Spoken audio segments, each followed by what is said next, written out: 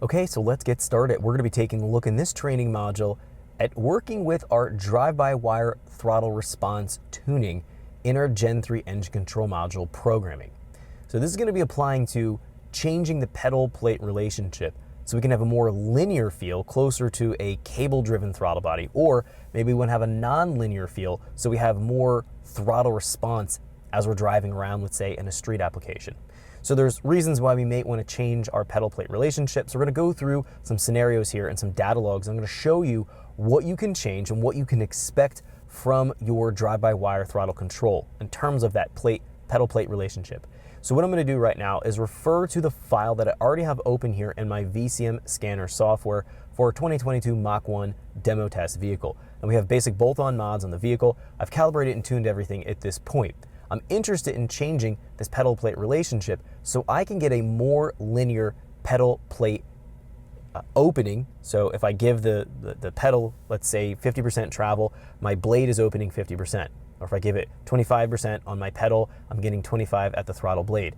This allows me, for my particular vehicle here, it's going to be used on road course, to get a more predictive throttle modulation through a corner, which is important so that I don't upset the vehicle dynamics in a handling situation. So this is really, really beneficial to have that more linear pedal plate feel. So if I'm in the corner, I'm modulating the throttle, I'm not gonna have the back end step out on me, and I can control the car a lot better. Now this may be opposite of what you want for a road vehicle. Maybe you wanna have a more peppy feel. You're able to achieve that by going in and changing the same tables, but doing it in a different manner. Let's jump in here and take a look at this prepped file. We're going to look at the tables that are associated to changing this pedal plate relationship, talk about how they work here real quick. Then we're going to refer to some data logs so we can see what to expect when we change the tables in a certain way. All right, so jumping into my file that's open here right now, I'm going to go into the engine tab and I'm going to go from general and move all the way across here to torque management. Now under torque management, we're going to go here over to the driver demand table. And we're going to specifically take a look at our pedal characteristic tables. This is what we want to go in and change to change this pedal plate relationship. Just to go over how this works, and I mentioned this in another tutorial, it's actually really basic. Let's take a look here at our pedal characteristics in the normal mode. We know we have our different drive modes for our vehicle. Usually it's going to be normal, sport track, and there is snow wet. There are some other options in here that may not be called on or used for your vehicle. So for example, mud or sand is something you probably aren't going to be referencing. When you're talking about a Mustang, you might find that your vehicle references these tables if it's something like an F-150, a truck application. So let's assume that we're going to be really only using normal, sport track, and snow wet. We can change this pedal plate relationship so we can get the vehicle running exactly how we'd like with having the pedal and plate do what we're programming. Now looking at the table here in normal mode, what we're going to notice is that the Excel pedal position, we can see is what's in the top of the table. That's what's coming from our pedal movement. So as we're putting our foot on the pedal, we're giving it throttle input, that's going to be looking up here between 0 and 100%. That concept's pretty simple. Now this table is going to be outputting a value at whatever the pedal position's at. So if our pedal position's at 28, it's going to look up what it should output and use for a Excel pedal input to our driver demand table here. So let's look at our engine table. Excel pedal position is what's used on our top axes. The side axes here is going to be based on engine speed. So depending on the engine speed and depending on what we're outputting from our pedal characteristic table, we'll look up here a pedal position. That's going to give us a torque. Now we know that this is a desired torque or a net torque that we want to run our engine at. It goes through the torque-based control system, and then essentially we're translating that into a throttle blade opening and essentially turning that into a net torque that we're actually getting at the engine.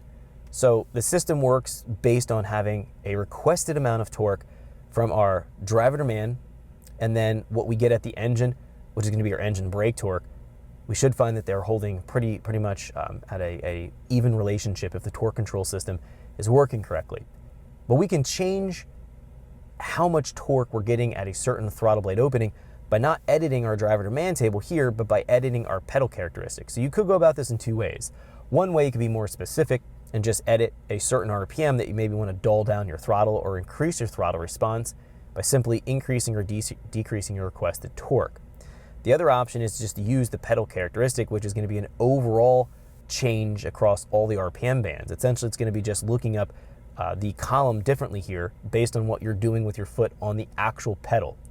So the translation should be pretty simple to understand. If we go back in here, let's go to normal track, we will find that it's at a 1-to-1. So whatever we're putting in for our pedal input, we're getting that out and sending that into our lookup table here. If we look at our sport track, we're going to find that this is still linear right here, taking a look at this. So for example, if we get 28, we're getting 28 out. So it looks like normal and sport track have the same pedal characteristics. We're not changing anything, although we could change these tables so we keep normal, let's say a lower pedal output to feed into the driver demand table, and sport track having a more linear or more aggressive way to have the pedal plate relationship translated. So these are the same in this particular file. Thanks for checking out our teaser clip. If you want to see the rest of this video and more than 500 hours of current EFI training we have to offer, make sure you click right here. If you want to go and check out more teaser clips from this training course, click here, and you don't want to miss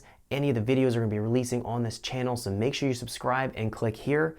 Thanks for watching, and I'll see you guys later.